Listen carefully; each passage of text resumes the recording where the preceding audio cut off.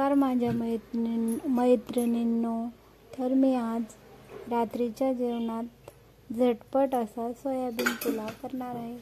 त्यासाठी मी 1 वाटी सोयाबीन गरम पाण्यात मीठ टाकून भिजवून घेतलं आहे. नंतर मी कढई गरम करून घेतली, तेल टाकून घेतलं, जिरे मोहरी टाकून घेतली, एक मिरची मी हाताने कट करून टाकून घेतली, कढीपत्ता टाकून घेतला, लसणाच्या 8-10 पाकळ्या टाकून घेतली मी आता याच्यात. परतून घेऊ. कांदा टाकून घेतो. तर प्रत्येक जण स्त्री म्हटली की ती प्रत्येक वस्तूमध्ये काहीतरी जुगाड करत असते. तसाच हा सोयाबीन पुलाव आहे. जे तुमच्या घरात असते फ्रीजमध्ये ते तुम्ही याच्यामध्ये टाकू शकता. आता मी सोयाबीन गरम पाण्यातून काढून घेतले आणि ते टाकून घेतले. ते पण 2-3 मिनटं परतून घेऊ.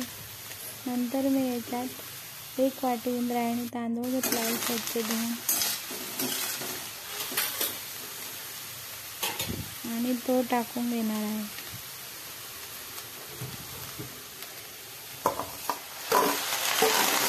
आणि या पुलावमध्ये मी गरम पाणी टाकणार आहे. त्यासाठी आपला वेळ वाचतो आणि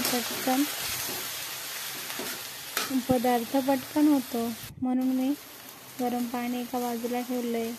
आता याच्यामध्ये लाल चटणी, गरम मसाला, हळद, मीठ, सर्व जगभरातले मसाले तुम्हाला जे टाकायचे ते टाकून घेतले.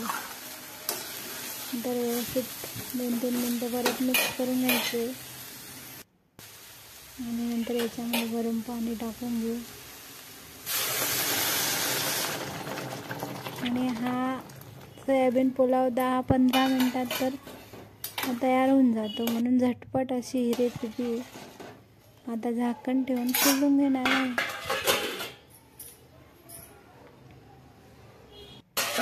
तर 15 मिनटात आपला सोयाबीन पुलाव तयार आहे.